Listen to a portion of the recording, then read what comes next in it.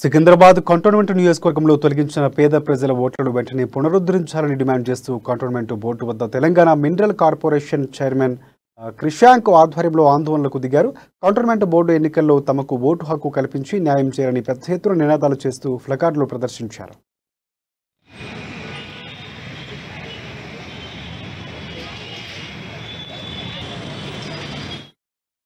దాదాపు 35,000 ఓట్లను తొలగించి పేద ప్రజలకు ఓటు హక్కు లేకుండా చేయడం పట్ల క్రిషాంక్ తీవ్ర అభ్యంతరాన్ని వ్యక్తం చేశారు. కంటోన్మెంట్ నామినేటెడ్ సభ్యులుగా బీజేపీకి చెందిన వ్యక్తిని నియమించుకుని ఓట్లను తొలగించారని, కంటోన్మెంట్ నియోజకవర్గంలో ప్రజాస్వామ్య పాలన అస్తవ్యస్తంగా ఉందని అన్నారు.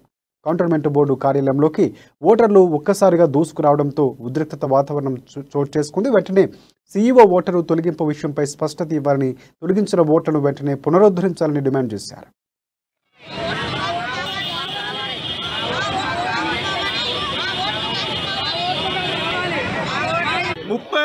మంది పేద ప్రజలు ఎవరైతే 70 సంవత్సరాల నుంచి వార్డు 6లో కానివ్వండి, వార్డు 2లో కానివ్వండి, వార్డు 7, 8 ఇట్లా ఎన్ని ప్రతి వార్డులకి వెళ్ళి 35,000 మంది పేద ప్రజల ఓట్లను తొలగించారు. గల్లంతు కాదు, తొలగించారు.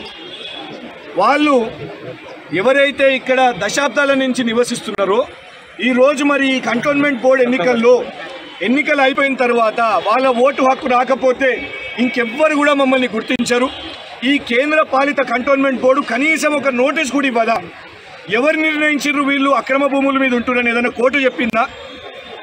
భారతదేశ పౌరులందరికీ 18 సంవత్సరాలు దాటి ఓటు హక్కు వస్తుంది.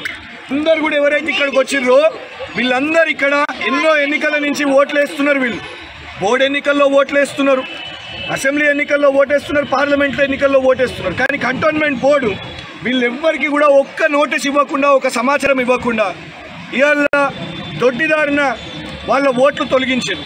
ఇవాళ ఈ పేద ప్రజలందరూ కూడా మరి మేము కంటోన్మెంట్ బోర్డు దశాబ్దాల నుంచి ఇక్కడ ఉంటున్నాం. ఆర్టికల్ 19(1)(a) ప్రకారంగా రాజ్యాంగ